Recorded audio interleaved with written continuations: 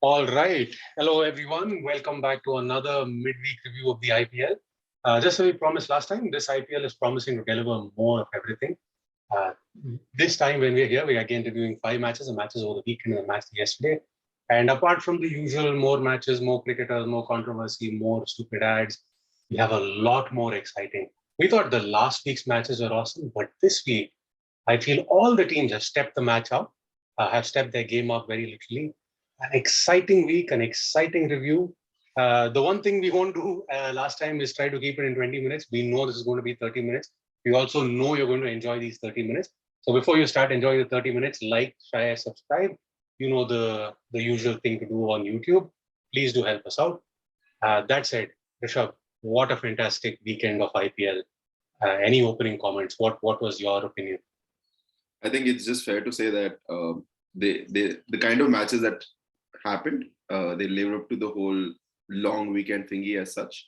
We were literally in for a treat for the kind of games that have happened, kind of matchups that we were seeing throughout the course of the game, before the game, and more importantly, the camaraderie after the game. That when the game is done, doesn't matter how close or how big the defeat or victory was for someone, you would still see players coming in together, exchanging knowledge and information and guiding the younger players, more importantly the uncapped players, be it domestic, be it international, and helping them guide the way. So a really exciting weekend that we had. You point out a very interesting thing about particularly the camera work this IPL. Right? I think one of the things I've been really enjoying this IPL is those moments they show after a match where people across teams come together, across teams, across countries, chit chat, have a nice friendly moment as such. Right? So I think that's good to watch. I think we should also speak about something that nobody else speaks on the matter of camera angles. Why in every match does a cameraman just pan towards some pretty girl or the other? I mean, I don't understand this obsession that our cameramen seem to be having, but it seems to be happening very often, don't you think? Are they just missing the cheerleaders? Is that what's happening? Is that the problem this time? I think that's always been a talking point with regards to the way they cover the matches. But I think that's just one chink in the armor, you can say, that has been a point that you can call out against them. But I think this year, amongst all the last 14 years, I think the camera work has been just exceptional. Even when they capture those little moments where a particular player would hit a ball over the ropes for a six or a wicket falls down, you could literally see that every single ball, every single uh, twist that's happening in a game, there's just so much of emotions that you could capture around hundreds of people, thousands of people that come in to watch the game. So I think they're doing pretty good job capturing those real emotions. I think they could do a lot better. There's this one gentleman who had said that there's a difference between being good and being the absolute best. And I think that's the difference that they need to probably jump onto. Completely different topic, but I'm glad that I'm actually having this discussion. Someone's got to talk about it, right? I mean, not that I object, Yeah. but yeah, clearly our cameramen are missing the cheerleaders, despite all the wonderful job that they're doing. On that point, I think it's a good segue into our points table. So Rishabh, here's what our points table looks like right now. Gujarat has been riding the wave. They've been on top all the while, and followed very closely by our beloved Rajasthan Royals, sitting comfortable. I've got to say they're looking a very sound team. I'm happy to see RCB in there as well. For the life of me, I'm a little surprised by how Gujarat and Lucknow, there are chinks in their game, but there's always someone that's stepping up and getting them over the line, right? So a good top. Again, we see five teams bunching up at 8 points, a couple at 6 and 4, and then Chennai, the only one who's managed to move up from the camaraderie that Chennai and Mumbai have been sharing. Any comments? Um, I think this year, this IPL season, we are almost at the midway of this particular season. But what has turned up is, and that's a good thing to have, is players, teams, the entire units, be it the ones who are playing the game or the support system, all of them have put aside the dominance factor or the premium factor that is associated with these legendary teams that we have had over the last many years. And it's so heartening to see that no team, be it the newest of the team that is just playing the first season this IPL, or the teams that have been around for ever since the beginning, none of the teams are afraid of any team. They are not really afraid of the kind of core a particular team might have. They are not really afraid of the strategies that someone might have. And I think that is just so heartening to see that players, teams, and the entire think tank is coming together, taking it game by game, match by match, and not really getting boggled down with the kind of special tags that are associated with so many legendary players in games. So yeah, that's something that's just heartening to see how things have changed, and the same is reflected in the points table as well. Yeah, I think there's a lot of experts who even go far enough to say if you compare how much someone's giving a return for their price tag, there's actually a lot of marquee players who are severely underperforming, right? So in sense of how much they're getting per run, a lot of the older players that used to be sort of revered and given a wide berth, I think, are falling well short of the mark. All right. That said, let's move on to the matches themselves. Rishabh, what match have you got for us first? I'll start off with the first match that happened over the weekend, Saturday, which was Lucknow versus Mumbai, or as they say, a comeback game for our one of the most underrated, underperforming captain as such. We called him underconfident last time. I think he's put us in our place. Absolutely. I still don't know how or what really goes in the mindset of the team and the captain himself. You see a couple of ducks, golden duck for him, and all of a sudden he comes back and scores a century and takes his side over the victory. So he's just he's just playing at the extremes. I feel, which is not a good thing. It's not a good thing. But the good thing was after that match, in that match, that he was able to come out of that entire shell that was happening around him and associated with him because of the fact that he's also a captain of the side. But a couple of things that happened despite of that 100, but I think Mumbai did manage to get better with what they were in the last 5 odd games that they have played. They are finding their touch, they're finding their core. The elephant that in the room that they still need to address is that Rohit hasn't really performed. There are those talks that are going around about maybe it's time for Mumbai to look for someone else as a captaincy, but I think it's just too early. He's just having a rough patch. Rohit is the new Virat, right? You could say that, but Rohit is still the captain, and I think that's the key difference. Yeah, I mean, you put Virat, you put him in Virat's place 2-3 years ago, right? Or maybe 2 years, 1.5, 2 years ago. But he was still the captain, but he simply wasn't performing. Little better than what Rohit's doing right now, but yeah. But I think, like I mentioned, right, I think in our last segment that teams that haven't really done well, all they need is that one team game where everyone comes together. And I think while we might say a lot about how the opening pair of MIA hasn't really clicked, I think it's their bowlers who are letting them down. Yeah.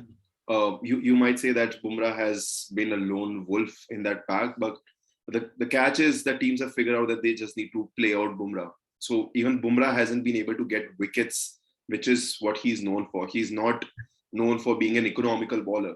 And the fact that that particular thing has changed this year, that Bumrah being your wicket taker, specialist bowler, to Bumrah being the economical bowler, I think that has been the biggest letdown. I mean, to be fair, he was always one of the best death bowlers out there, right? So in the death, I think he was very economical and yeah. So in that sense, he's no longer a wicket-taking option as such.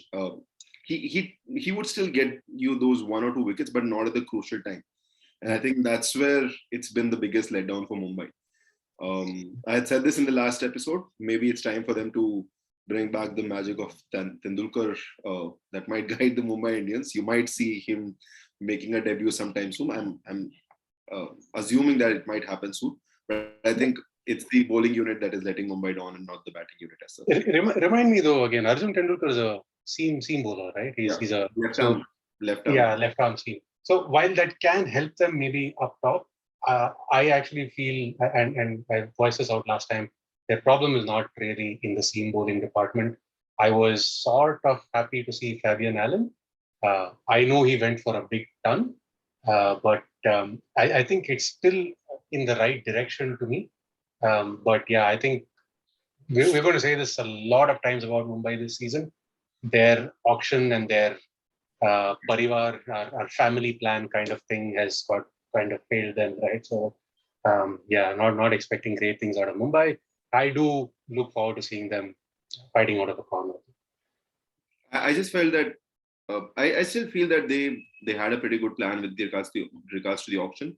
I just felt that Pollard wasn't really the right choice with regards to retention because he hasn't really bowled this season. He hasn't really got upped his game with regards to as a batter, and I think that's where they're missing the trick. We might say that their bowling unit or the spin department hasn't really clicked, but I still feel overall it's the bowling unit that's letting them down and not the batting unit as such. I agree. Fantastic match, though. I particularly like the savagery with which Rahul went about scoring. I think a century at 170 odd strike rate was fantastic to watch. Yeah. Any other comments about this match, or do we move on to the next one? No, I think that's pretty much it. Lucknow is now finally ticking off those boxes which hadn't really worked for them, and I still feel Lucknow is the team to look out for this season as such. So they're getting there. They're finally making those decisions right. Playing Marcus Stoinis in the position where you should probably play him. I still feel he could get a little more chances there, but I think that they're finally reaching to a place where they don't make a twist to their lineup just because they have to make a twist to surprise the opposition. Yeah, I think I think they're definitely listening to us in terms of Marcus Stoinis. Yeah, and nice to see Manish Pandey get some runs. Yeah. All right. On that bright note, let's move on to one of the bright matches of the weekend, which was RCB versus Delhi Capitals. And let's be honest, the match wasn't. RCB have this habit of scaring us by losing a few key wickets up front, which they did. Kohli getting run out in a very sort of unexpected manner, in my opinion. And then you had three fantastic contributors, right? And this is what I loved about the RCB Delhi match is that it wasn't necessarily one person taking the show away, although DK was the absolute star. Maxwell played his part. He had a fantastic contribution. Shahbaz Ahmed again playing that nifty role, letting DK take charge when DK was in red hot form, and then I think in the end when DK wasn't able to quite get the spinner off, Shahbaz came in and creamed him for a 6 or 2, right? So I feel as a team they performed really well to come together, and also as a bowling unit. This is what I felt RCB was missing in the match against Chennai, which is essentially Harshal Patel coming in with those 1 or 2 overs that cause a break in momentum. In that match, there was absolutely no break in momentum for Chennai. Here, periodical wickets kept coming in. And once Warner was gone, really it looked like, DC is really struggling to get back into form. Right? I know Shardul played a few last blows. And comments on Mitch Marsh? Do you think he was suffering a little bit under the stresses of an upcoming COVID infection at that point? Or I just feel that he was having an off day. It has had the same has happened with the likes of Rishabh Pant and more from I think the last game where Pant had scored 39 or 36 balls, and the same thing that I repeated, right? That's not the kind of score that we would expect him even in a test match. So I think I just felt that he had a very bad day and a pretty off day as such, and I think he should be back to the kind of player that he is sometimes when in the games. Yeah, it's going to be a while until he recovers from COVID and he's back into play. But I actually felt, it's like one of these innings that Watson or even an Aaron Finch does at times. He'll struggle through it, be under the run rate for a long time, until one thing clicks. And then from there, he gets the timing and makes a big meal out of it. Unfortunately for Mitch Marsh, he got run out in a really unfortunate manner, right? He was out of the crease and the ball went straight to the wickets, just brushing Hasranga's hand on the way. Really nothing he could do. And so he couldn't redeem himself from there. But I do hope to see him back in top form in the matches to come. I also noticed just one important thing that has kind of become a point to observe across last few games in general, not just RCB or DC match as such, Mhm. right? That what a lot of teams are now trying is that even if they are under the pump or under the radar, right, where a couple of wickets have fallen early or they've gone out, or the opposition is just smacking their bowlers left, right, and center. They just try to peek out that one or two over where they could try to upset and change the plans of the opposition, which is what you would notice in this game specifically, right?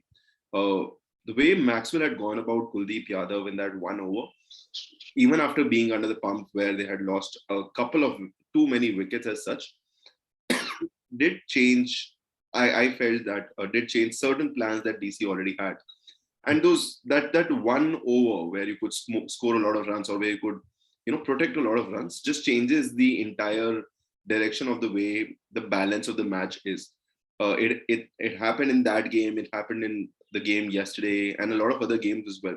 So I think that's an important thing that we are noticing in this season as such, that even though a team is under the pump, is under pressure as such, yet you would see that one or two players might just make sure that they get that one over to change things upside down and maybe make the maximum of how do they play with the mindset of the opposition team, even if they are the ones under the pressure.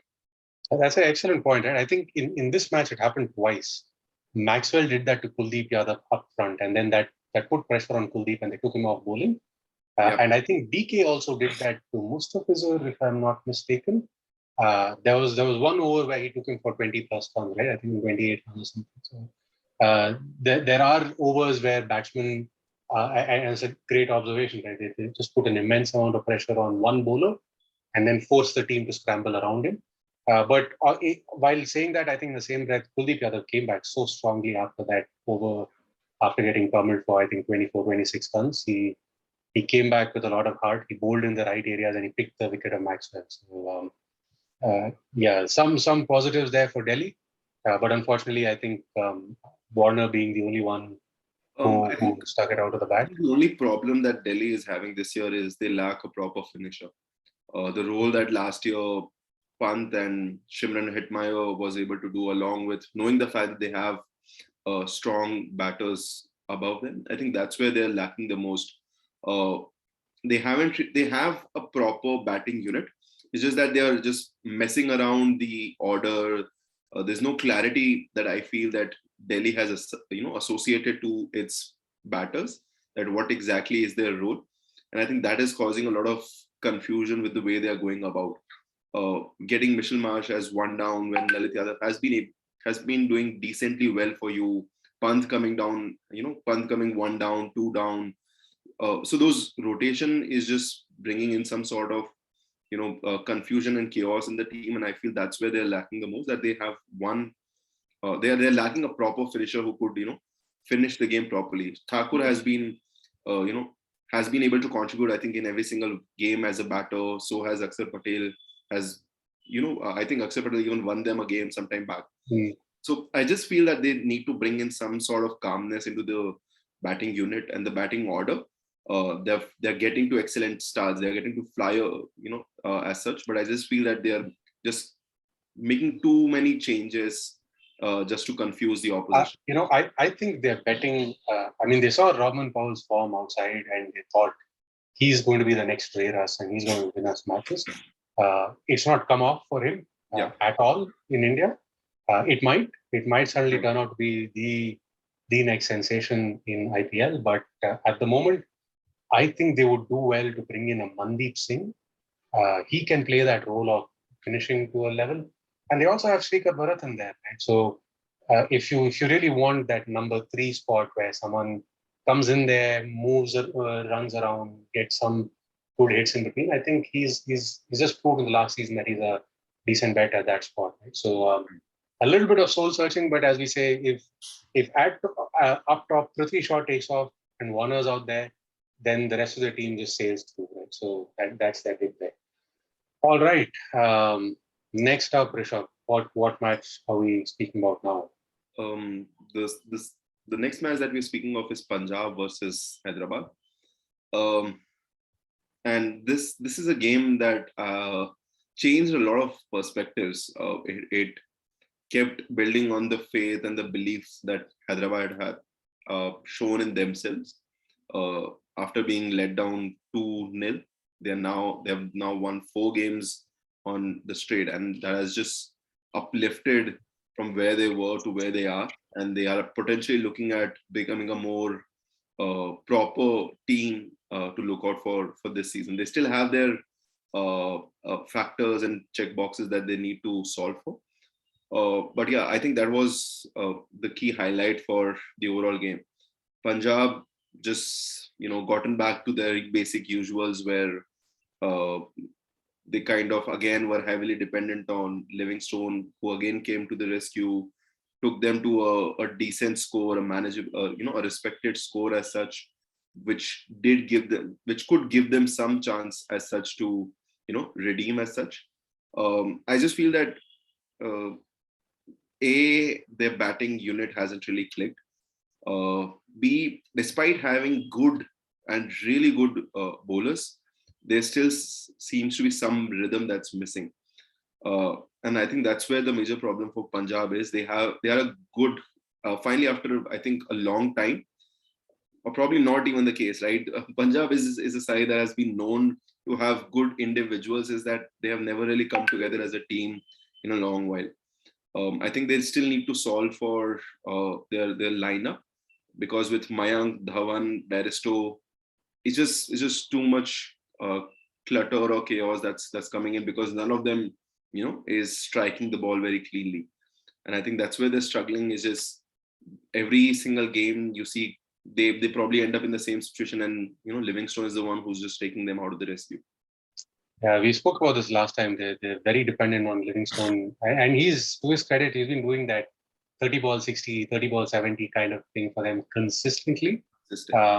Last time he said they need Mayank, the batsman. I think in this match, as it happened, I think even Mayank, the captain, was unavailable, and it was captained by Shikhar Dhawan, right? So, and they played Prabh Simran in his place, which I think, though he did better than Dhawan, didn't work out for them. And it's they have the team there, right? It's not the Punjab of the past where they lack the players. They have the team. I think Mayank Dhawan opening can be a great combination, and then you get Bairstow, Livingstone there, Shah Rukh Khan to finish, maybe a few blows from Odin Smith if it comes out. So they have the people, but it just doesn't come through for them for some reason. Right? I just feel that probably it's time for them to try a few things around. Maybe Mayank should come one down, because of the fact that there's still some sort of instability in the way that they're going around. So Mayank could probably be the anchor of the innings, a role that Rahul used to do, although he was an opener back then. But I think when you have an explosive opener like that of Bairstow, I think, and it would still continue the left-right combination that they have. I think they should probably go forward, try that bit around of having Bairstow and Dhawan open the game, Mayank coming one down, anchoring the innings. Good one. Yeah. And then can you look at the difference in Rahul's fortunes, right? Like last year, he had to anchor the innings, right? And despite doing a lot of work, the team wouldn't support him, right? But you look at what Lucknow is doing this year.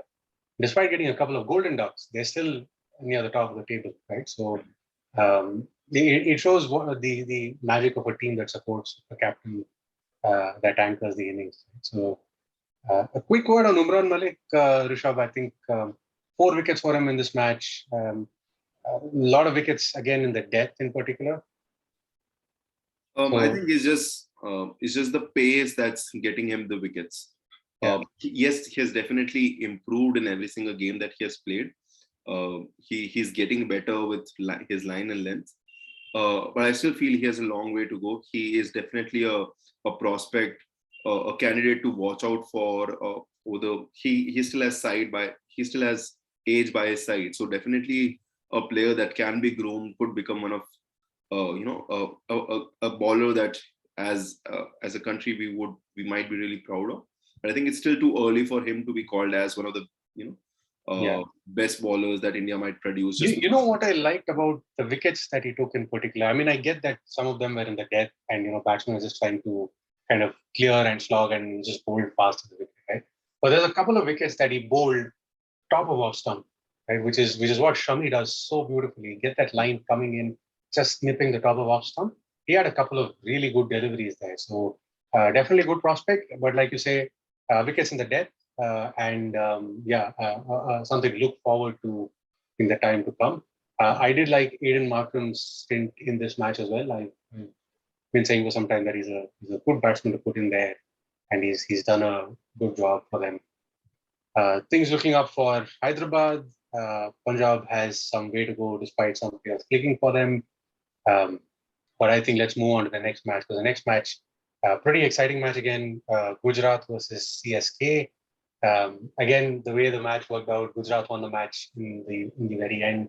But some positives for Chennai, who batted first in the form of Ruturaj Gaikwad. Good runs for Ruturaj Gaikwad. And what I liked in particular is, if I remember in the matches before, where Ruturaj Gaikwad used to struggle was he used to come front. He used to come to the front foot and face short deliveries and struggle with them a bit. But I think in this match, something that I observed was he was coming onto the back foot and comfortably putting away short balls for sixes. Few good sixes from him. Jadeja again with a few good blows towards the end. So good signs for Chennai, though they did lose the match. Good signs for them nonetheless. Of course, on the other end, I think they just Gujarat, lost to the brilliance of Miller. Uh, and that's the surprising that's thing for it. me again, right? That's it. Because uh, in the entirety of the game, I still feel that Chennai had dominated Yeah, 70% of the game, probably a lot more. It's just those last uh, 8 overs, 10 overs where one individual just took the game away. And I think and that's this is it. It's what not a baffles me about Gujarat, right? Like David Miller, David Miller. I mean, last year he couldn't connect back the ball, and now he scored 94 of 51, and he's smashed them. He's taken them everywhere, and Rashid Khan in runs, right? Which we know he has the ability to swing the bat, get a few runs in a pinch. But my God, if you would have told me that David Miller is going to come and rescue Gujarat, I would have been shocked. I wouldn't have expected it. It's been years since he's done something like this. So, I mean, good to watch, because some of the sixes he hit were just so arrogant. Good to watch, but I looked at their batting lineup and I see Ridhiman Saha, Shubman Gill, and Vijay Shankar in the top three, right? And I think Ridhiman Saha is okay in your squad, but not really my first pick to open batting, right? And Shubman Gill went out for a golden duck in that match, followed by Vijay Shankar, who I don't remember the last time he scored in double digits, to be honest. He's not bowled for them either. He's taking catches to his credit, right? So uh, when you look at that, and Abhinav Manohar is a good batsman, a great name, good batsman. You look at their top four, and it doesn't inspire confidence that Gujarat is going to win, much less win this match. But my God, um, this was one of the matches that I was shocked with the results. no, that's definitely there. The thing with Gujarat is that every single game predominantly has been driven by that one individual heroic performance, and I still feel that that can come into hurt Gujarat big time as the season progresses. How Yes, sustainable is that, right? yes, they're at the top of the table. They have gotten good performances, but if you look very closely with the matches that they've won, it's just those few individual performance, and it's a good thing to have who would win you games in those certain crucial situations. Tewatia being Tewatia, hitting two sixes and winning that game that no one really gave them a chance, especially when they had 13 to win or 12 to win on two balls. Uh, Hardik Pandya did his absolute best as a all-round performance against Rajasthan Royals. Shubman Gill is still having a decent season.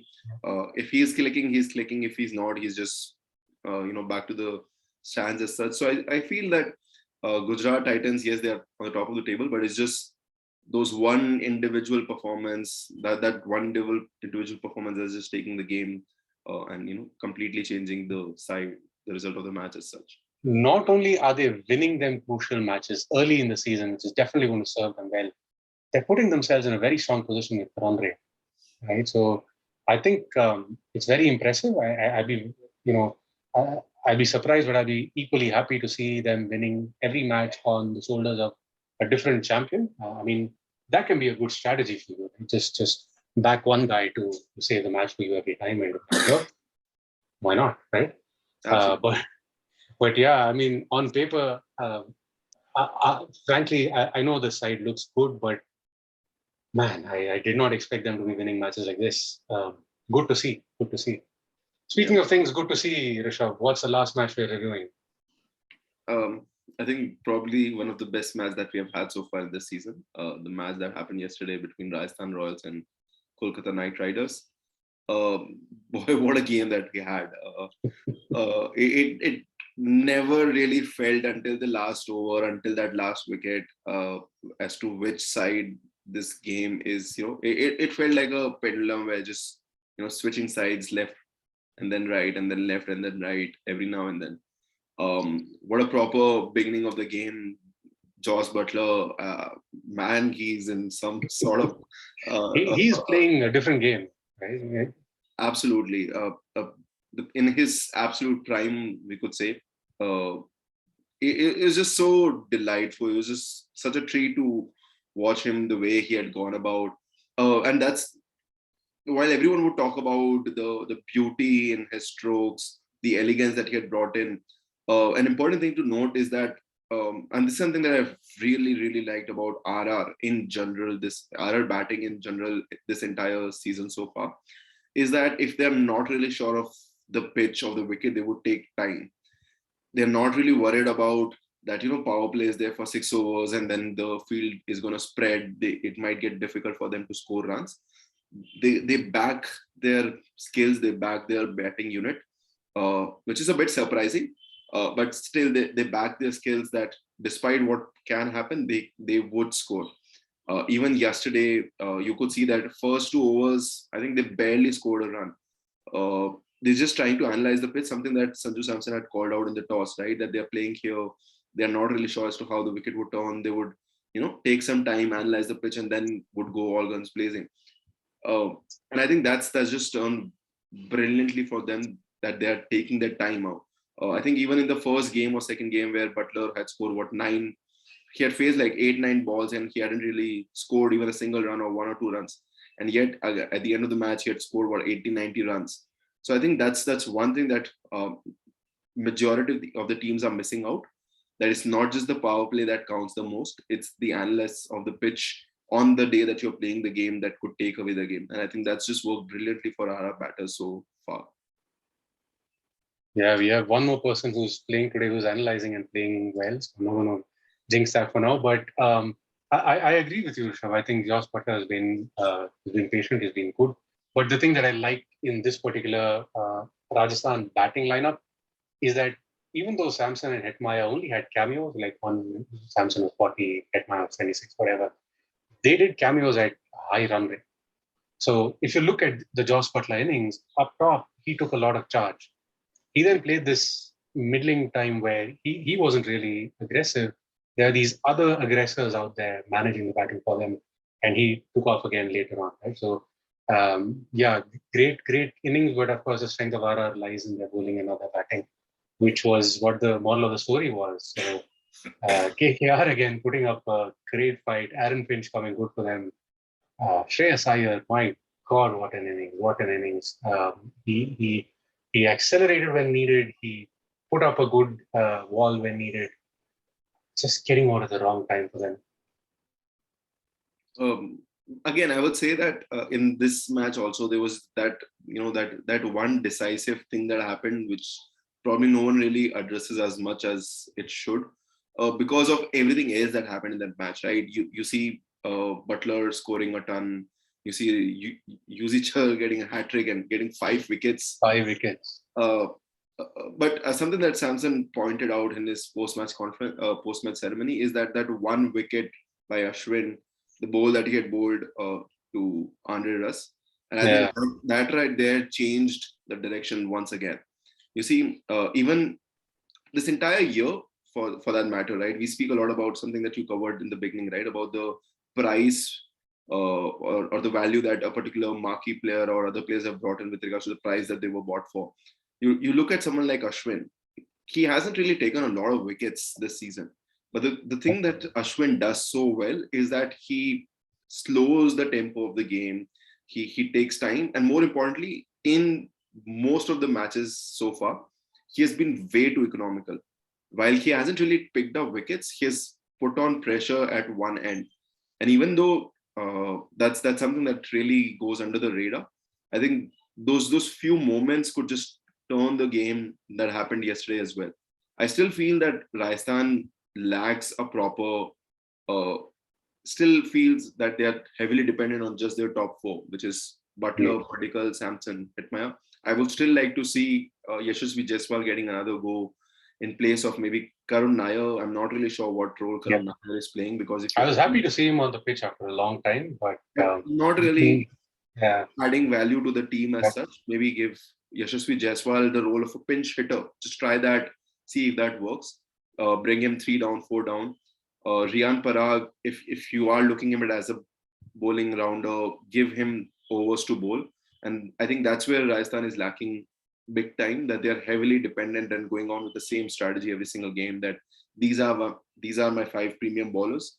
I'll bowl them out regardless of what. And I think this might come and haunt them big time. I think, to be fair, Obaid McCoy did a decent job with taking the pace off. Let's not forget, just 2 overs before the end of the game, Umesh Yadav out of nowhere comes and just blasts these balls right into the aircraft flying above Mumbai or whatever, right? So that last over, I thought the momentum that KKR had built and Umesh Yadav had built in, I thought they were going to take the game. But he did a great job of simply taking the pace off the ball. So I think he could be a handy addition to the squad. Is he the best person there? Not very sure. Not very sure, precisely, because even if it was his first game in IPL as such, he has that international experience behind him. I just felt that there were way too many wides and extras that RR gave yesterday, and I think that also put them under a little pressure. But I think predominantly the one thing that they might want to change is just change that strategy of just 5 bowlers, 4 overs each, 20 overs done. They need to look at a few alternatives, just as a backup in case some of the bowlers is having an off day. A lot of the wides that they gave were actually the deliveries, and this is something I appreciate. Wide off stump. Wide off stump. But I appreciate this about Shreyas Iyer in the match yesterday, right? Usually, when a lot of bowlers bowl with that kind of width, you see batsmen taking that chance to hit. But Shreyas Iyer was very clever, and in some parts, even Aaron Finch, the balls that were going wide off, they knew were going to turn away, so they just let them be. Right? So it added runs to them, no doubt. But yeah, what an exciting match! One of the best matches, as you said, this season. All right. Speaking about one of the best matches this season, I think we're done with the reviews. It's time for the previews. I think we have a great match going on. Okay, decent match going on between RCB and Lucknow Super Giants right now. Again, to call out where we are at the time we're recording this, I think RCB stands at 140 with a loss of 5 wickets in 16 overs. So it's Faf and DK playing, which gives me a lot of hope. But what do you predict? I think it's RCB's game today. Faf Duplessis finally getting to that rhythm.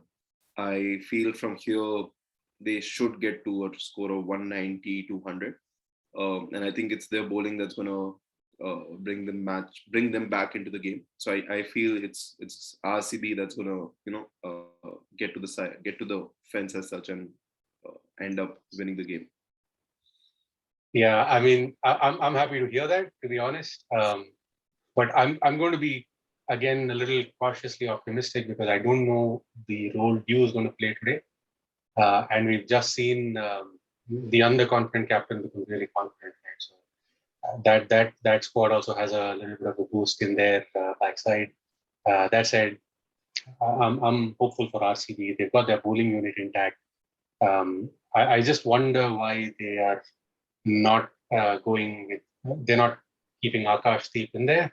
I know Surya Prabhudesai is a little better with the bat, but yeah, I think while there's still a little bit of pace in the pitch, if there's pace in the pitch, I haven't seen it.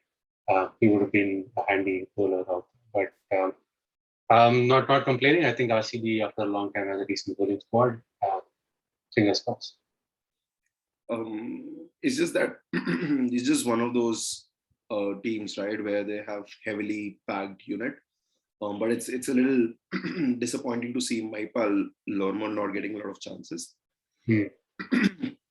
He showed a lot of potential last season. He could really be a big asset to the team, but it's again, where do you bring him in as such? So I think I really hope he gets a few chances and he can. There's two Rajasthan Royal players from last year, right? Yashasvi Jaiswal and Mahipal Lomro, who did really well for Rajasthan last year. So there are a lot of something that I had spoken, I think 2-3 weeks back in one of the shows, right, where IPL gives you a lot of chances. It provides you with a platform to showcase your talents, but it also takes away those chances if you end up in a wrong team. You see, the likes of Chetan Sakaria, who was exceptional last year for Rajasthan Royals, and I don't think has played a game this year. He's not swung his arm this year. Yeah. Same is the case with the likes of Karthik Tyagi. You remember that game where he defended 4 runs in the final over? Yes. Ended up in a squad which is known for its bowling unit, which is Sunrisers Hyderabad, right? It's just that one of those things that they probably end up as a backup and not really the front end as such, which they are known for. But I'm still hopeful and really would like to believe that he would get a couple of chances this season with RCB, and maybe he can grow as an individual.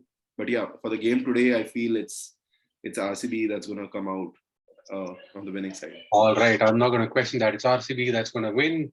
RCB for the win as usual. Thank you. The match tomorrow, Delhi versus Punjab. Again, very precariously placed in the points table. After a long time, we see Punjab leading the points table compared to Delhi. They're both around the same place. Punjab with 6, Delhi with 4. I personally feel this is a match that Punjab will come through if Mayank plays. I think they're a better squad than where they are in the point table. They do have the resources to go do a little better. And I unfortunately see Delhi, although they're on paper a better squad, I see that they're not happy with the way they're utilizing their players and too dependent on the two at the top, right? So if the bowlers from Punjab are able to go rattle them, then I think Punjab can have a decent chance at it. I feel it's going to be a redemption for Delhi. I think I somehow just feel that it's going to be a pretty one-sided match with Delhi thrashing Punjab out. Quite possibly. I just feel that Delhi is just going to make this a one-sided contest. It may happen the other way around, but I strongly feel that it's been a while that we have had a one-sided game in a long while, and I think Delhi would like to do that. But strongly, I feel that it's going to be the bowling unit that's going to step up for Delhi. And it's going to be a contest for the bowling units, right? I think the bowling unit is going to choke Punjab is what I feel. But I mean, despite of everything, I think Delhi Punjab is going to be a one-side affair as such. It's not going to be a close contest, is what I would like to hope and believe. And I feel that Delhi might. I feel for Mayank. I'm rooting for Mayank this year. I don't know why, but I'm rooting for Mayank, and that's why I'm going to try and see what Delhi can achieve, Punjab can achieve in the next. Mixed bag with that one, and then the last one to from a one-sided match to a no-sided match. We've got Mumbai versus Chennai. The two at the bottom. I just want to say that because not every year that you can get to say Mumbai versus Chennai at the bottom, but that's the match that we're predicting after this. What's your take on that match, Rishabh? Mumbai versus Chennai looks like Chennai Express from Bollywood. uh, no logic whatsoever. No one is really sure where this movie or this particular match would head as such. Uh, that's just one of those games where you cannot predict, and this time it's not because they are doing so well. It's just because both of them haven't really done at all. They haven't really played the kind of game that they are known for. But I for this game I would probably side with Chennai, and I feel that Mumbai would is still yet to figure out that click or that kick, as some people call it. It might end up being a very close contest, but I feel that Chennai might have the nerves for that game.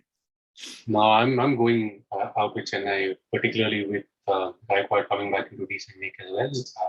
Get a better side. Unless, as you've been predicting, Arjun Tendulkar comes and swings 6 wickets out of the park. I think we both agree that it's a match for Chennai to lose. They are definitely favourites, and they're on the upswing in terms of momentum as well. So I think that concludes a very, very active, a very exciting weekend of cricket. We've spoken a lot, we've covered a lot of matches. Thank you for listening. And if you haven't already done this again, please like, share, and subscribe. And that's it. Thank you.